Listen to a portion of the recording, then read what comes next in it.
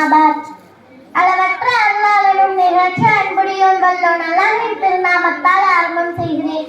சாந்தியும் சுமராரமே நீங்கள் உயிரிலும் மேலான கண்மணி நாயகம் ரசூலுல்லாஹி ஸல்லல்லாஹு அலைஹி வஸல்லம் அவர்களின் மீதும் பரிசுத்தமானவர்களின் குடும்பத்தாரின் மீதும் உன்னதமானவர்களின் தோழர்களின் மீதும் உண்டாகட்டுமாக.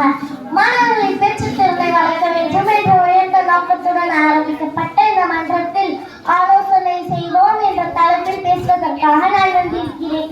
அன்பிற்குரிய அல்லாஹ்வின் நல்லடியார்களே, அல்லாஹ் உலகத்துல எத்தனையோ இனங்களை படைச்சிருக்கான். அது எல்லாத்தோட மனுஷங்களுக்கு அல்லாஹ் அறிவை அதிகமா தந்திருக்கான்.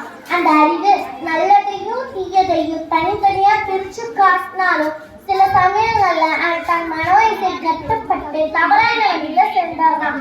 அந்த நேரத்துல அவனுக்கு பிறரின் ஆலோசனைக்கு உபதேசியும் தேவைப்படுது. இதை கவனத்துல கொண்டுதான் இஸ்லாம் ஆலோசனை என்ற அருமையான திட்டத்தை காட்டியுள்ளது.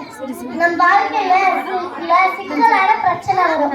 அதுல இருந்து எப்படி வெளியில வருவது அப்படின்னு யோசிச்சுட்டு இருப்போம். அப்ப அல்லாஹ் தஆலா நம்மளோட ரொம்ப நெருக்கமானவங்க மூலியமா ஆலோசனையும் உபதேசமும் சொல்லி அந்த சிக்கல்ல இருந்து விடுவிக்கிறான்.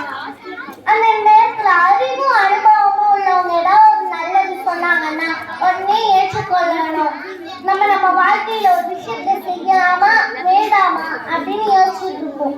அப்ப அதுல இருந்து தெளிவான முடிவு எடுக்கிறதுக்கு இஸ்லாம் 2 வழிமுறைகள் கற்றுக் கொடுத்துருக்கு. ஒன்று இஸ்திஹாரா, மற்றொன்று இஸ்திஷாரா. இது 2ல எனக்கு இன்மைக்கும் மறுமைக்கும் எது சாதகமாக இருக்குமோ அதை எனக்கு கொடுத்துருதா அல்லாஹ். எது எனக்கு இன்மைக்கும் மறுமைக்கும் சாதகமாக இருக்காதோ அதை விட்டு என்ன பாதுகாத்துருக்காளா அப்படின்னு தொழுது துவா செய்யறதுக்கு பேரு இஸ்திஹாரா. எந்த விஷயத்தை செய்யலாம் அப்படின்னு தடுமாற்றம் வரும்போது நம்மளோட அறிவையும் அனுபவத்திலையும் சிறந்தவங்க நம்ம மேல அக்கறை கொண்டு அவங்கள்ட்ட சொல்லி செய்யறதுக்கு பேரு இஸ்திஷாரா. ஒரு வாட்டி நபி ஸல்லல்லாஹு அலைஹி வஸல்லம் அவங்கள்ட்ட வந்து நபித்தோழர்கள் எல்லாரும் ஆலோசனை வாங்கவும் செஞ்சிருக்காங்க, இன்னும் ஆலோசனை கொடுக்கவும் செஞ்சிருக்காங்க. அது மூலியமா அவங்க அந்த சிக்கல்ல இருந்து விடுவிக்கவும் செஞ்சிருக்காங்க. ஒரு வாட்டி நபி ஸல்லல்லாஹு அலைஹி வஸல்லம் அவங்க தோழர்களும் உம்ரா செய்யலாம் அப்படின்னு போறாங்க. அப்ப உம்ரா செய்ய விட மாட்டேங்கிறாங்க.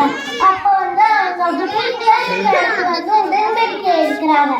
அப்ப வந்து நபி ஸல்லல்லாஹு அலைஹி வஸல்லம் அவங்க சொல்றாங்க, சரி இவ்வளவு தூரம் அனுப்பிட்டோம், சரி நீ நம்ம உங்களோட முடிய வெட்டி அவங்க பிராணிய பலியிடுங்கிறாங்க. அப்ப நபித்தோழர்களுக்கு நபி ஸல்லல்லாஹு அலைஹி வஸல்லம் அவங்களோட பேச்சை மறுக்கணும் அப்படிங்கறது அவங்க நோக்கம் இல்ல. அந்த உடன்படிக்கை கொஞ்சம் மாத்திக்கலாம் அப்படின்னு நினைச்சாங்க.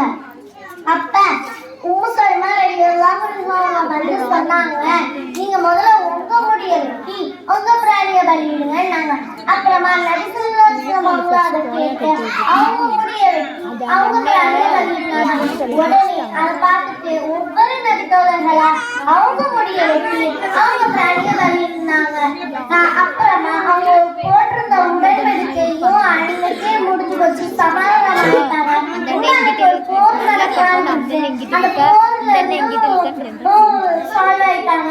அதனால நம்ம வாழ்க்கையில நல்லது செய்யறதா இருந்தாலும் சரி, ஒன்றும் கஷ்டமானது இருந்தாலும் சரி, நம்மளோட அறிவுலையும் அனுபவத்தையும் சிறந்தவங்கள்ட்ட ஆலோசித்து செய்யக்கூடியவங்களா அல்லாஹ் ஆக்கி அருள் புரிவானாக.